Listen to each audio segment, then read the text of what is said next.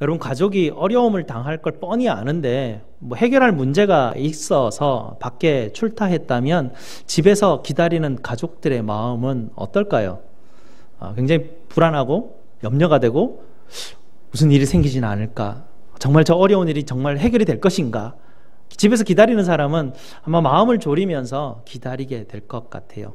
오늘 우리가 이 나오미와 룻의 이야기를 지금 듣고 있는데, 룻이 보아스를 만났던 이야기가 2장 전체 앞부분에 나타나게 되는데요. 사실은 나오미는 룻에게 무슨 일이 벌어졌는지 집에서 기다리기만 하고 어떤 일이 벌어졌는지 알 수가 없습니다.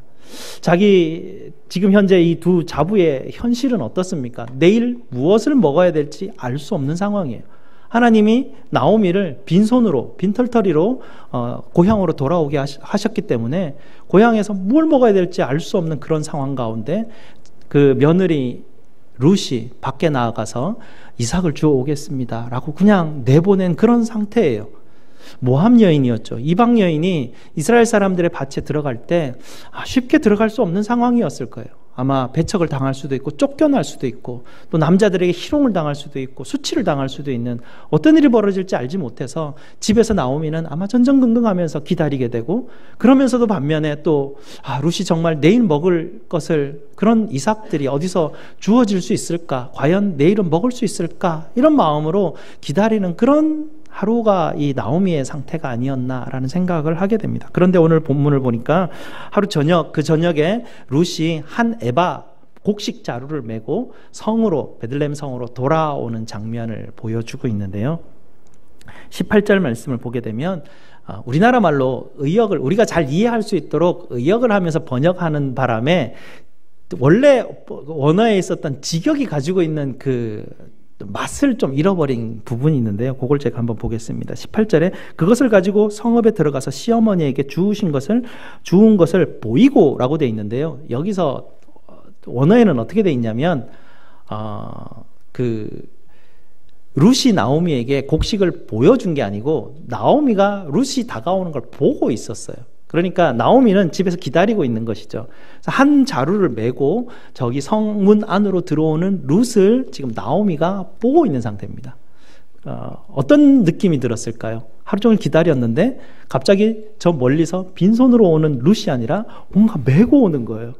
그 마음이 막 걱정이 많았었는데 내일은 먹을 게 생겼구나라는 안심도 되고, 우리 며느리가 큰일 당하지 않고 안전하게 돌아오는구나라는 것 때문에 참 마음이 기뻤을 것 같아요. 그런데 이 룻이 한 자루를 딱 메고 들어오면서 어머니에게 그거보다도 더 생각지도 않았던 것을 하나를 툭 내놓는 것이에요. 그것이 무엇이냐면 요리된 맛있는 음식이었어요.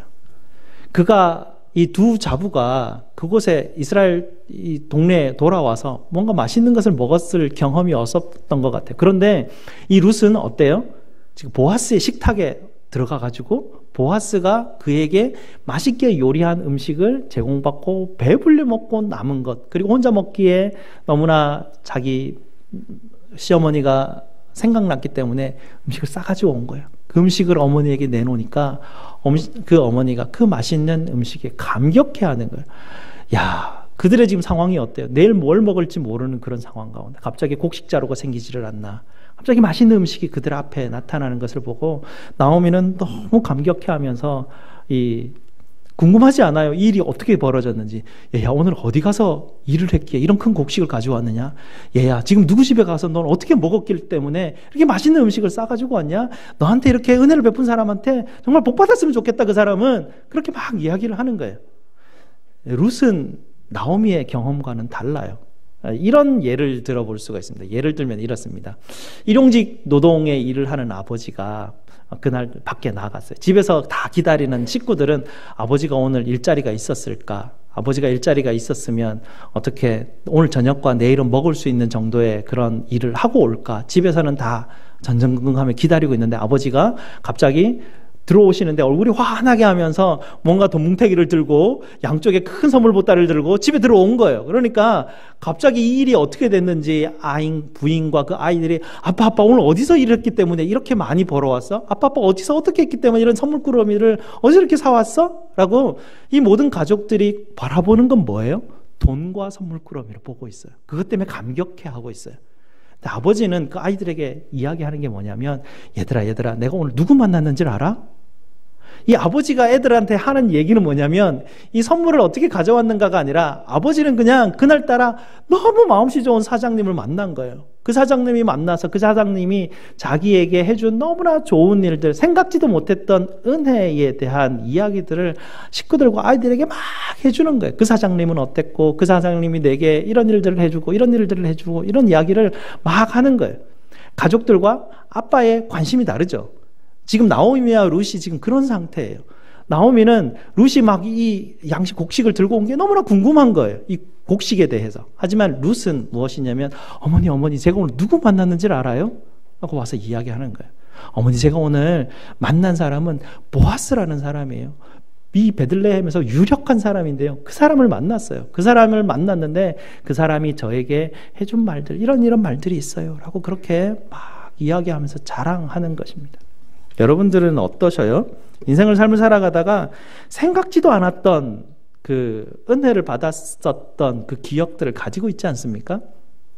저도 삶을 살아오면서 정말 이거는 내가 자격이 안 되는데 내가 이렇게 할 만큼 해주지도 않았는데 갑자기 너무나 큰 은혜를 내게 주었던 사람은 내 마음에 이렇게 기억에 남게 돼 있습니다. 그리고 그 사람에 대한 이야기들이 내게서 막 이렇게 나오는 어떤 그 모습들인데 룻이 지금 그 경험을 하고 있는 거죠. 룻이 어떤 사람이었어요? 룻은 모압 여인이었기 때문에 감히 이스라엘 사람들의 그 밭에 들어가서 이삭을 주울 만한 자격이 없는 사람이었어요. 그 자격이 없는 사람인데 보아스라는 사람을 만나고 난 다음에 보아스라는 사람이 이 자격 없는 모압 여인, 이방 여인 룻에게 너는 내 밭에 들어와서 내 밭에서 내 소녀들과 함께 이곳에서 이삭을 주우라. 그러고 그 소년들에게 이 룻이 이삭을 주울 수 있도록 다 떨어주고 남겨주라 이런 이야기도 해주고 너무나 많은 생각지도 않았던 은혜를 베풀어 주는 것이에요. 그것 때문에 감격해하고 있죠. 그것을 시어머니에게 이야기하는 것이죠. 그러고 난 다음에 더 놀라운 것은 어머니 어떤 일이 있었는 줄 알아요. 세상에 보아스라는 분이 자기 먹는 식탁에 나를 초청하는 거 아니겠어요? 이 무슨 의미일까요? 자기는 이스라엘 사람으로부터 제외된 이방인이었는데 그게 아니에요. 용납받는 거예요. 우리 어머니의 백성 가운데 내가 받아들여짐을 당하는구나라는 것을 그날 경험한 거예요. 이건 먹는 거하고는 다 차원이 다른 경험이에요. 너무나 감격해야 하는 것이에요. 이 며느리가 그 보아스가 베풀어준 식탁에서 그 보아스의 사람들과 함께 그곳에서 먹고 마셨던, 그리고 그것에 남은 음식을 가지고 어머니에게 드리는 이 놀라운 그 감격스러움들을 어머니에게 막 이야기합니다. 두 사람의 감격이 전혀 달라요. 일용할 양식이 항상 우리에게 주어지죠. 근데 우리는 일용할 양식에 대한 고민거리와 일용할 양식에 대한 염려 때문에 이 땅을 삶을 살아가고 그것을 하나님 앞에 기도해요. 그리고 하나님은 그것을 채워주셔요. 때 맞춰서. 그런 우리는 늘 내가 일용할 양식이 염려가 되어서 하나님 앞에 기도하고 하나님이 채워주는 것 때문에 감사하고 감격하고 늘 먹는 것 때문에 감사하고 감격해하고 우리가 살아가는 것 때문에 그거 안에서만 돌아가는 나오미의 삶을 살게 되는데요. 룻은 그거와는 좀 다른 경험을 이야기해 주는 거예요. 너무나 감격스러운 이야기를 지금 그 어머니에게 들려주고 있는데, 과연 이 만남이라는 것이 사람을 어떻게 바꾸어 가는가, 참 그것을 우리가 경험하는 것 같아요. 정말 우리에게 있어서 정말 이 큰 은혜를 부으셨던 분이 예수 그리스도지 않습니까? 우리는 모압 여인과 똑같은 위치에 자격 없는 사람이에요. 우리가 여기 와서 이 똑같은 거잖아요. 예배 시간 이 자리에 앉아 있는 게, 우리가 이 자리에 앉아 있을 자격이 아무도 있을 사람이 없어요. 근데 하나님 뭐라 그래요? 내 밭에 들어와서 내 밭에서 함께 있자라는 얘기예요. 이곳에서 함께 예배 드릴 수 있게 하는데 모압 여인 룻은 그게 너무 감격스러운 거예요. 여러분 감격스럽습니까? 아니잖아요. 여기 와서 지금 앉아 있는 게 나는 자격 있는 사람이에요. 당연하지. 여기 와서 그냥 앉아 있는 거죠. 당연한데 모압 여인은 당연한 게 아니었어요. 너무나 감격스러운 일이었어요. 그보다 더 감격스러운 것은 뭐냐면 그 보아스의 식탁에 자기가 같이 가서 먹었다는 것 때문에 그 사람하고 같이 밥 먹은 게 뭐 그렇게 큰 감격스러운 일인지 모르겠지만 룻은 그렇지 않았습니다. 룻은 보아스의 식탁에서 보아스의 사람들과 함께 먹고 마셨다는 것 때문에 자기의 소속감이 바뀌고 인정됐다는 것 때문에 너무 감격스러워했던 것이에요. 교회 와서 우리가 예배 마치고 밥 먹는 게 룻에게는 너무나 감격스러운 경험이었다라는 것이에요. 하나님의 백성들, 하나님의 성도들과 함께 식탁을 나누면서 주의 식탁 가운데 먹고 마시는 일이 그에게는 세상 어떤 것보다 가장 감격스러운 일이었다고 지금 우리에게 고백하고 있습니다.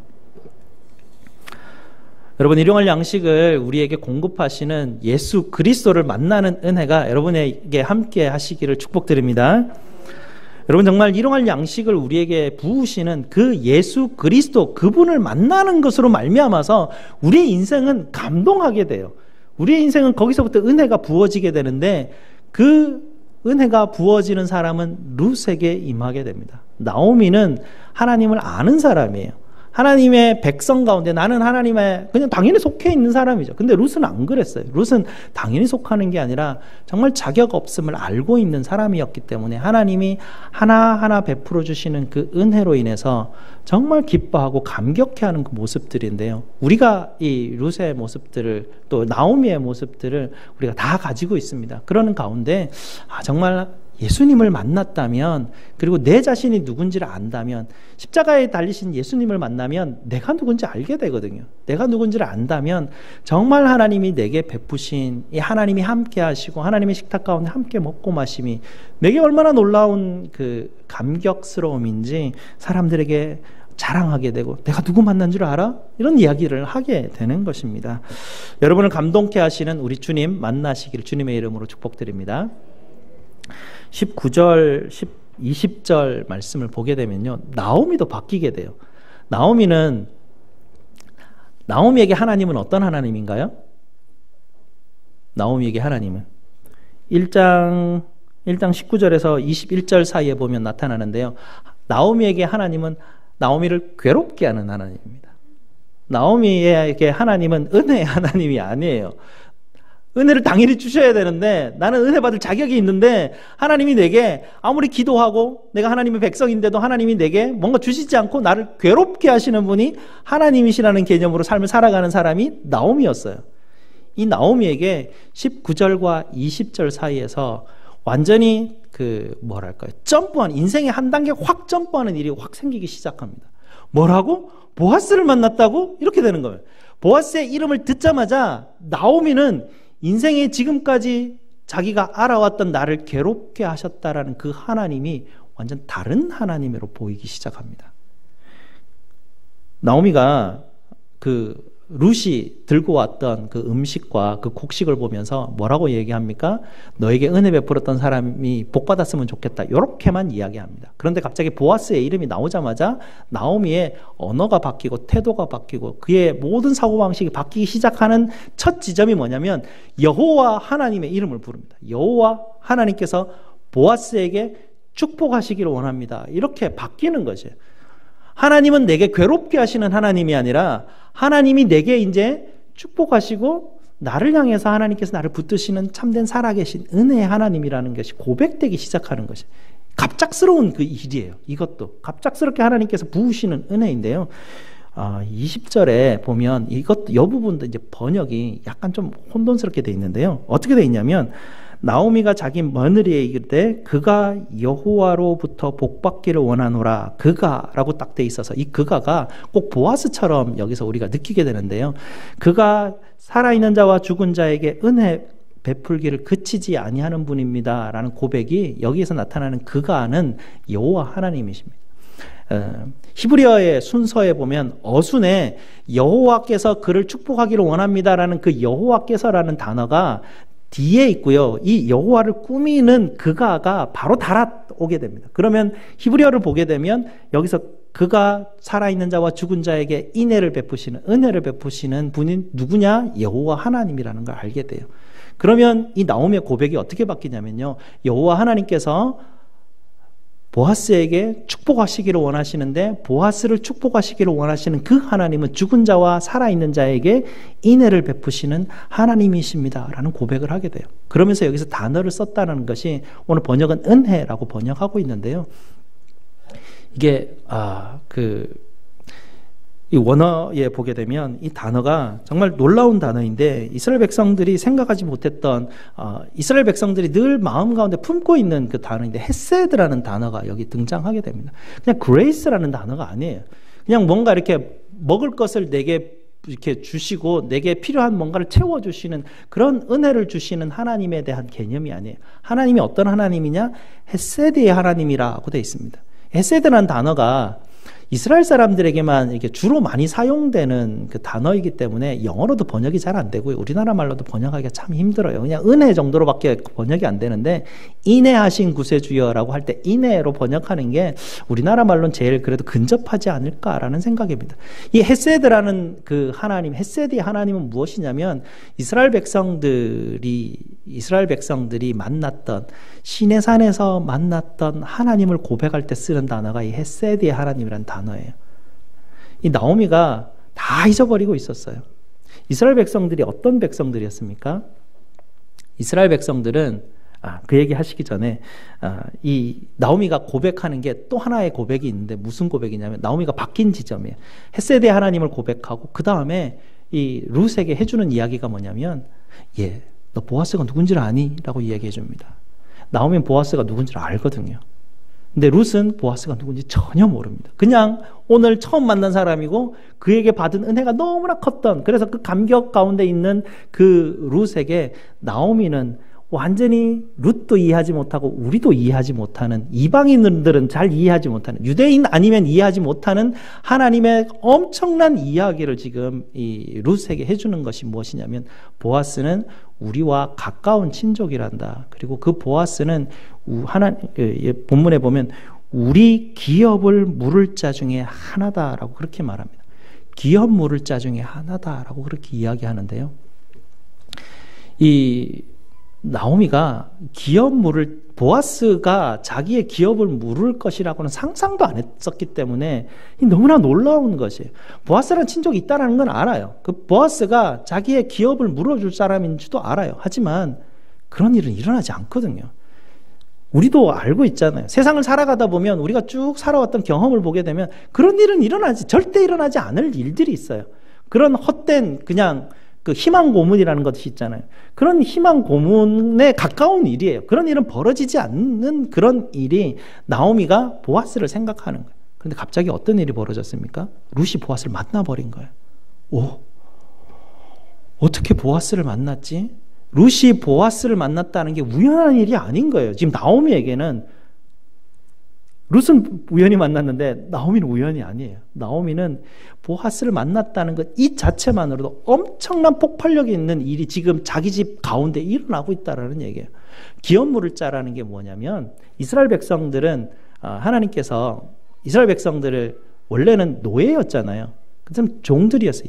애굽의 종들이었어요. 종된 사람들을 하나님께서 그들을 끄집어내어가지고 시내산에서 하나님의 백성이 되어지는 언약식을 맺게 됩니다. 그곳에서 하나님께서 율법을 주시고 하나님의 백성은 하나님께서 약속하신 땅에서 어떻게 삶을 살아가야 될 것인가에 대해서 하나님께서 이스라엘 백성들을 백성 삼으시면서 이야기해 주신 약속이 있어요. 그 약속 가운데 가장 핵심이 뭐냐면 너희가 종되었던 곳에서 내가 너희를 불렀는데 내가 다시는 너희를 종의 자리에 두지 않겠다라는 약속이 그 율법 아래에 들어가 있어요. 다시는 너희가 노예가 되거나 종이 되지 않도록 내가 해주겠다. 그리고 너희는 다시는 땅을 빼앗기지 않도록 내가 너희에게 해주겠다라는 것이 율법에 들어가 있어요. 그래서 율법 안에는 아주 세밀한 장치가 다 되어 있습니다. 하나님께서 약속의 땅에 들어갔을 때 이스라엘 백성 모든 가문에게 땅을 다 나누어 주셨지 않습니까? 다 나누어 주셨어요. 각 가문에 하나님이 그들에게 허락하신 하나님의 기업이 있었습니다. 그 하나님의 기업이 있었는데 고대 시대에는 삶을 살아가다 보면요, 빚을 지는 일이 있었습니다. 빚을 지면 어떻게 해야 됩니까? 땅을 팔아야 됩니다. 땅 팔아도 안 되면 어떻게 해야 됩니까? 자식을 팔아야 되고 자기 스스로도 팔려가야 될 수밖에 없는 것이 고대 시대에 빚졌을 때 일어나는 현상들이에요. 이런 여러 가지 현상들 때문에 고대 사람들은 땅 빼앗기고 노예가 되는 일들이 부지기수였습니다. 하지만 이스라엘 땅 안에서는 하나님께서 그런 일은 절대로 일어나지 않는다라고 율법으로 그것을 마련해 놓으신 것이 있는데요. 가나안 땅, 약속의 땅은 아무도 소유할 수 없는 땅이었습니다. 그 땅은 하나님의 땅이었고요. 이스라엘 백성들에게 하나님께서 나누어 주신 땅이었습니다. 그래서 하나님께서는 이스라엘 백성들에게 희년이라는 제도를 주었습니다. 7년이 7번 되는 다음 해 50년 되는 해는 희년이라고 해서 하나님이 이스라엘 백성들에게 원래 주셨던 땅인 기업이 다 원래 주인대로 돌아가는 해라는 얘기예요. 그러니까 아무도 50년 영원히 그 땅을 소유할 수는 없어요. 이스라엘 백성들은 그 땅을 빚져서 어떻게 팔아서 다른 사람에게 소유가 갔다 하더라도 잠시 넘어간 것이지 희년이 되면 자기 땅으로 다시 다 돌아온다는 얘기예요. 그러니까 아무도 땅을 빼앗기지 않도록 하나님께서 이스라엘 백성들에게 주셨던 은혜가 그 은혜였어요. 그 은혜를 나오미가 지금 기억하고 있는 거예요. 그전에는 상상도 못했던 하나님은 나를 괴롭게 하시는 분이시지 그런 걸 찾아주시는 분이 아닐 거야 라는 그 절망, 좌절 가운데 있던 나오미에게 보아스라는 이름을 듣자마자 완전히 새로운 소망이 생기는 거예요. 와, 하나님이 내게 주셨던 이 땅을 다시 회복할 수 있는 희망이 생겼다라는 것이죠. 50년 너무 길잖아요. 하나님은 이 50년이 너무 길기 때문에 갑작스럽게 한 둘째, 셋째쯤 돼가지고 갑자기 땅이 없어지고 자기가 어디로 팔려 나가게 되면 나머지 40년 이상을 정말 불행하게 살아야 되잖아요.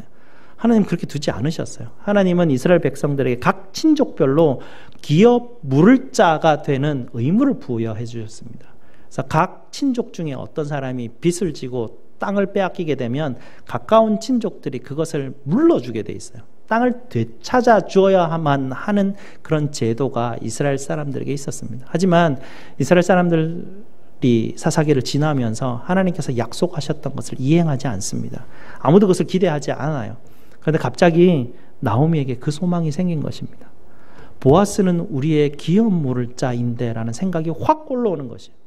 그러면서 또 무슨 생각이 드냐면 나오미의 22절, 21절, 22절을 보게 되면 너는 나아가서 보아스의 소녀들과 함께하지 딴 밭으로 가지 말라는 것이야. 보아스 가까이 있으라는 얘기예요. 이게 무슨 말이냐면 지금 상상하지 못할 일을 지금 나오미가 상상하고 있는 거예요. 하나님은 우리에게 기업을 회복시켜줘요. 땅을 우리에게 회복시켜 주시면 이스라엘 사람들 여인이 땅을 소유할 수 있는 권리가 있습니까? 여인은 땅이 있어도 땅 소유를 할 수가 없어요. 남자들만 소유할 수 있어요. 그 집에 남자가 생긴다는 얘기예요. 이 두 자부에게 남자가 생기는데 그리고 그 자부에게 하나님께서 자손을 준다라는 상상할 수 없는 엄청난 그 희망이 이 나오미에게 막 그 빛이 비춰오는데요. 나오미의 그때 들었던 그 감격이 무엇이었을지 정말 상상할 수도 없어요.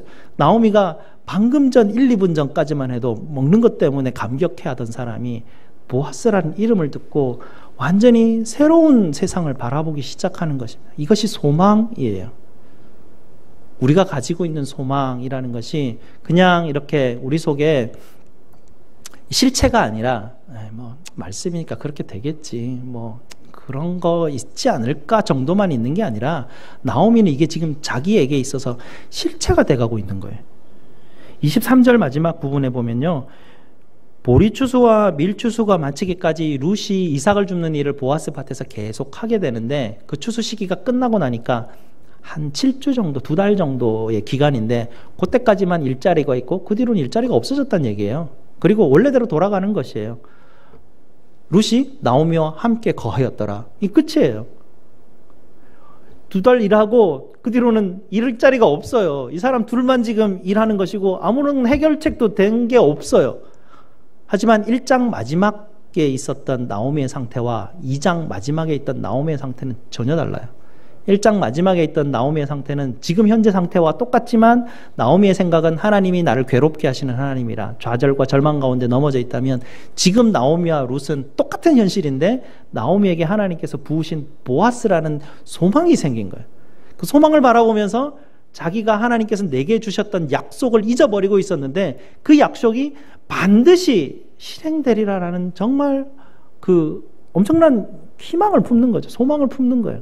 그 소망을 품으면서 말도 안 되는 생각을 지금 하고 있는 거예요. 잃어버렸던 땅, 없는 자손, 이런 것들이 과연 내게 올까? 이런 생각들을 하기 시작했다라는 것이죠. 그전에는 상상도 못했던 일들을 이 두 여인이 하기 시작했고요. 이 두 여인이 가지고 있는 지금 상상만 하고 있는 일이 3장과 4장에서 어떻게 해결되고 있는지를 루키가 우리에게 보여주고 있습니다.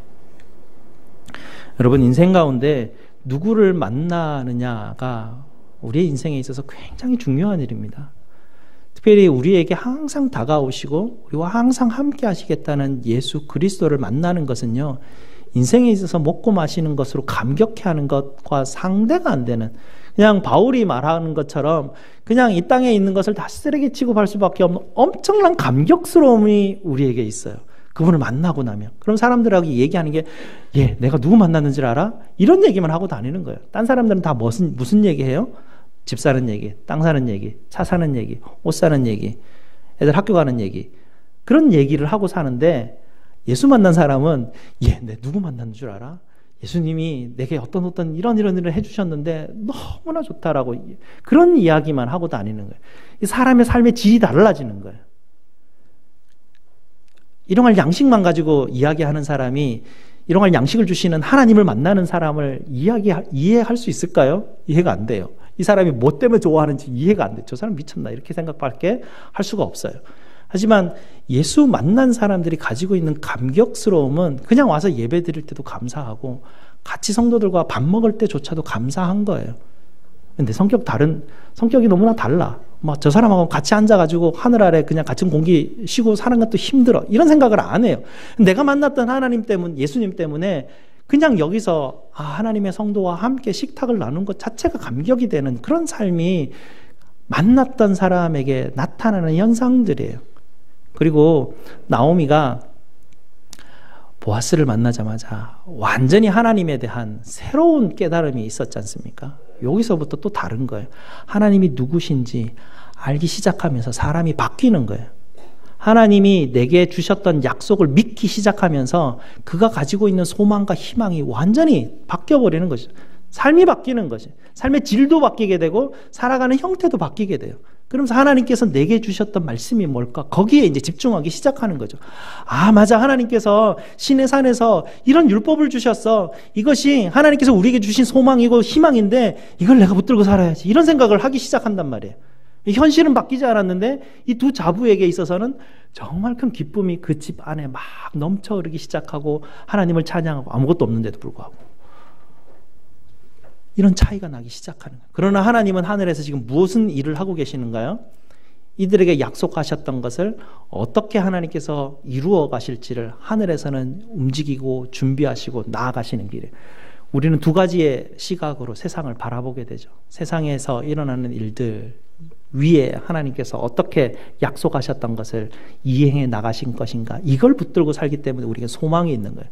세상이 지금 당장은 보이지 않지만 하나님이 우리에게 약속하셨던 것이 내게 이루어지기 때문에, 특별히 예수 그리스도께서 우리에게 주셨던 소망이 있습니다. 우리는 그 소망 붙들고 삶을 살아가는데요, 여러분에게 정말 권면드리고 싶은 것은요, 인생의 질이 달라져요.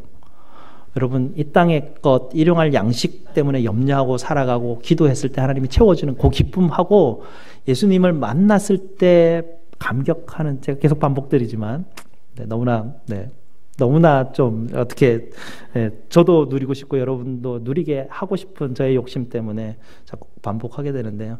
정말 한번 우리가 이렇게 구한다고 되는 건 아니지만요, 하나님의 때가 있긴 하지만요, 그래도 하나님 앞에 열망하고 정말 하나님 만나고 싶어요. 예수 그리스도 만나고 싶어요. 하나님, 내가 이 땅 가운데 내가 먹고 사는 것 때문에 하나님하고 기도하고 하나님께 내게 주신 응답 때문에 기뻐하고 삶을 살아가는데, 하나님 성경에는 보니까요, 이 기쁨은 기쁨도 아니래요. 엄청난 기쁨이 우리한테 있다고 하는데 내 그것도 맛보고 싶어요라는 욕심이 생기는 거예요. 그 욕심 가지고 사는 거예요. 그러면서 하나님, 정말 예수 그리스도를 만나고 싶습니다. 예수님 그리스도를 만나고 싶고, 룻과 같이 내가 모함 여인과 같이 자격 없는 사람인데 내가 하나님 앞에 나올 때 왜 자격 없다는 생각조차도 내가 할 수 없는지, 내가 왜 죄인임을 내가 정말 깨닫지도 못하고 이 자리에 앉아 있을 수밖에 없는지 하나님을 알게 하시고 내가 누군지를 알게 하시옵소서. 그래서 하나님을 만나게 하시고, 하나님을 만나고 난 다음에 내 인생이 완전히 룻과 나오미처럼 보는 관점 자체도 바뀌게 하시고, 정말 내가 해가는 모든 인생에 있어서 하나님의 소망만 붙들고, 하나님의 말씀이 이끄는 대로 하나님이 내게 약속하시는 거 붙들고 삶을 살아갈 수 있도록 인도하시옵소서. 간절히 기도할 때 하나님이, 지난주에 제가 이렇게 말씀드렸죠.